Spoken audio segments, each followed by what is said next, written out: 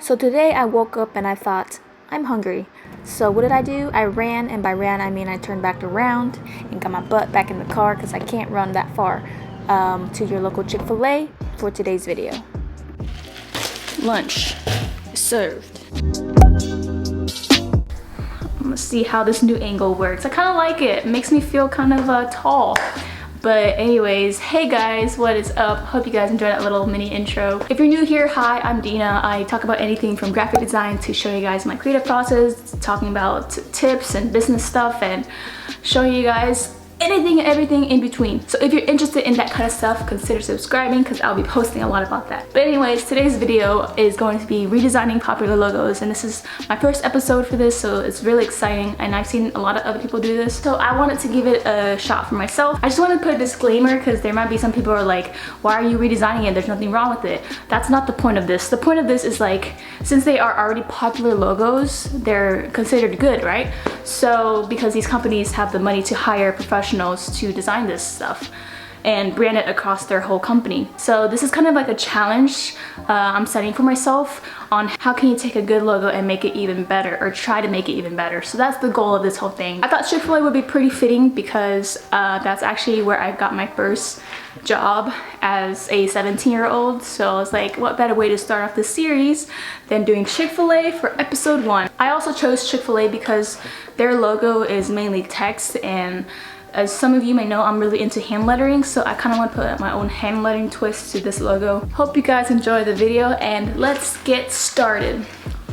So I'm going to be using a Tombow brush pen to kind of sketch out how I want this redesign to look like. So in their current logo, everything is monoline, so everything's like the same width. So with this brush pen, I can kind of play with the weight in certain areas. And I know the C, I like the concept of having the C loop around and have the chicken face in there. Everything's very loopy in their current logo, so I'm gonna try a version where everything, like in the H, there's no loop. K, no loop. Just to see how it plays out. Maybe it can have an underline, and then I know their like slogan is like the original chicken sandwich. And the way their current logo is designed, the beak, there's space between the beak, so they don't connect it, which makes sense because the top of the chicken, the little, God, I don't even know what these are called, are not connected either. And it kind of gradually gets smaller as we go along.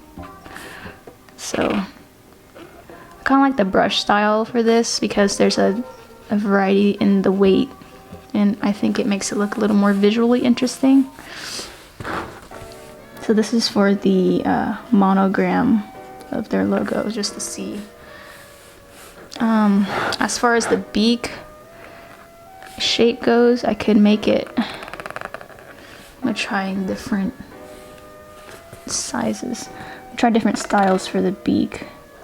I'm using the side of the brush here. So in their current logo, the beak kind of goes straight out. It doesn't curve that much. So I'm probably gonna make it slightly slouched down a little bit like this.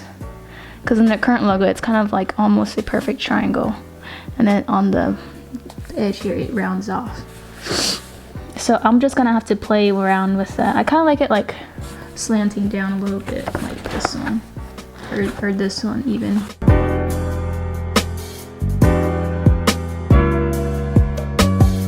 On their actual logo, the A is capitalized. I'm not sure what the meaning of that is, but it's kind of like looks like a star.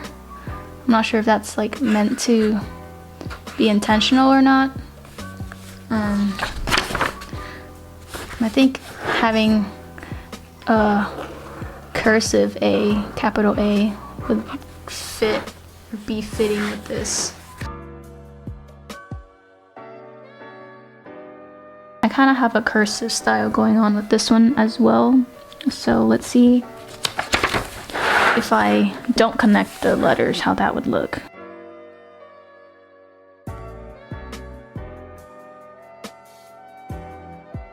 This version of the logo feels a little more like corporate-y and professional compared to their current logo is more loopy and playful and fun. Or what if I do this version but connect it, but no loops? So let's see, I think we've got some ideas here. So we've got one with everything connecting and then the loops, maybe an underline. Got a version where it's, and this one's a little bit slanted. Then this version, everything's more upright and a little less narrow. So kind of a little more similar to their current logo, and then the cursive capital A. And then we've got this version where the letters do not connect, and then we got the same style but it connects. I'm gonna do this again on grid paper and kind of just narrow it down, see which one I like the most, and then vectorize that.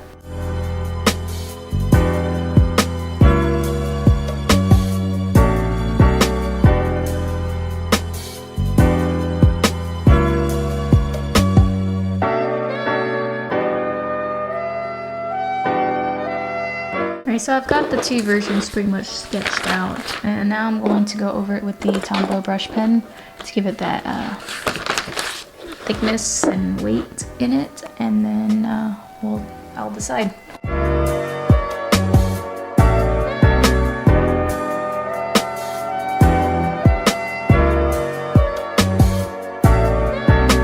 But if I had to choose,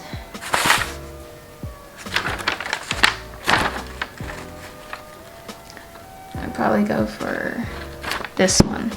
Kind of just outlining the strokes with a black pen just so that I can see it a little better when I vectorize it and see where I need to make any other small adjustments.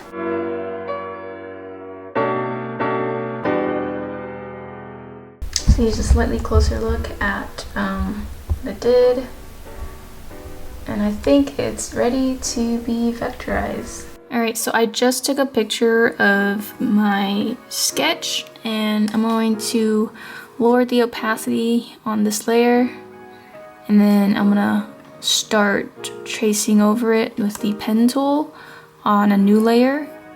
And as you can see, the pen marks are really useful because I can see the outlines of where to put my anchor points and whatnot.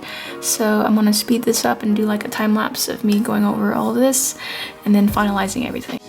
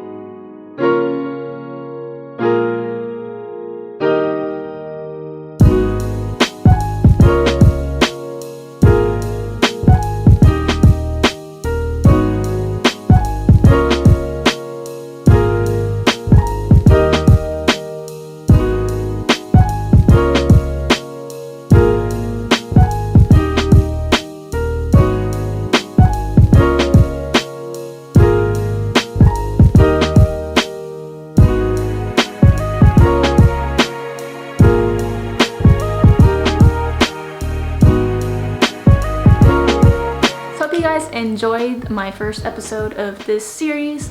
Let me know in the comments which logo I should do next for episode 2. And if you guys have any questions, comments, concerns, let me know in the comments section below or send me a message, email, whatever. But other than that, I'll see y'all next time. Peace.